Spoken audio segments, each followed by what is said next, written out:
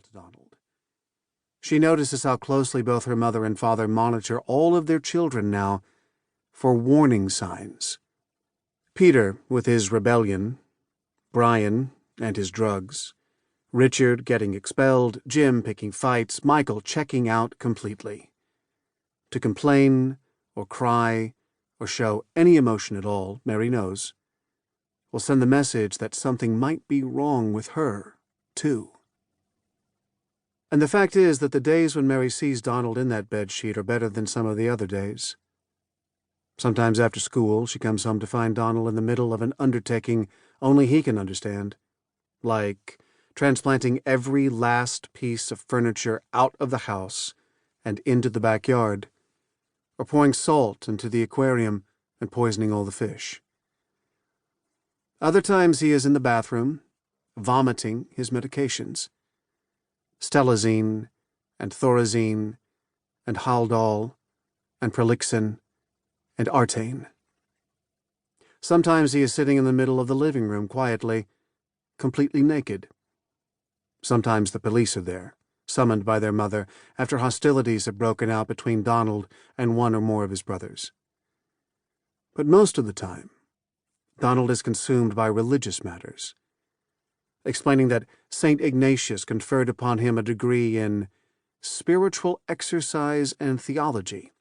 He spends much of every day and many nights reciting in full voice the Apostles' Creed and the Lord's Prayer and a list of his own devising that he calls Holy Order of Priests, the logic of which is known only to him. DOM, Benedictine, Jesuit, Order of the Sacred Heart, Immaculate Conception, Mary, Immaculate Mary, Oblate Order of Priests, May Family, Black Friar, the Holy Ghost, Franciscan at the Convent, One Holy Universal, Apostolic, Trappist. For Mary, the prayers are like a faucet that won't stop dripping. "Stop it!" she shrieks, and yet Donald never does, pausing barely long enough to breathe. She sees what he's doing as a rebuke of her entire family, but mostly of their father, a faithful Catholic. Mary idolizes her father. So does every other Galvin child. Even Donald did, before he got sick. When Mary sees her father coming and going from the house whenever he likes, she is envious. She thinks about the sense of control that her father must enjoy by working so hard all the time. Hard enough to get out.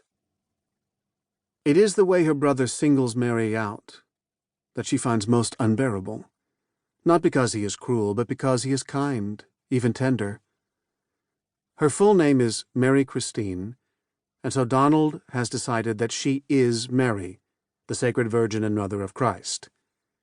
"I am not," Mary cries again and again. She believes that she is being teased. It would not be the first time that one of her brothers has tried to make a fool of her.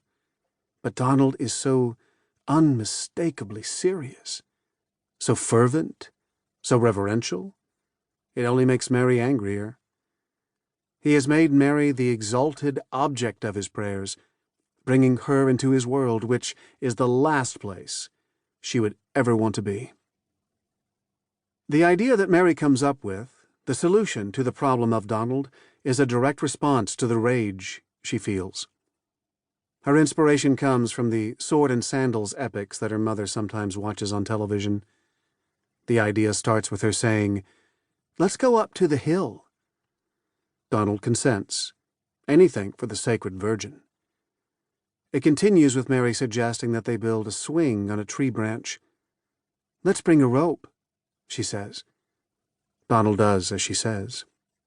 And it concludes at the top of the hill where Mary selects a tree, one of many tall pines, and tells Donald that she'd like to tie him to it. Donald says yes, and hands her the rope. Even if Mary were to reveal her plan to Donald, to burn him at the stake, like the heretics in the movies, it is doubtful that he would react. He is too busy praying. He stands tightly against the tree trunk, lost in his own stream of words, as Mary walks around the tree with the rope, circling and pulling.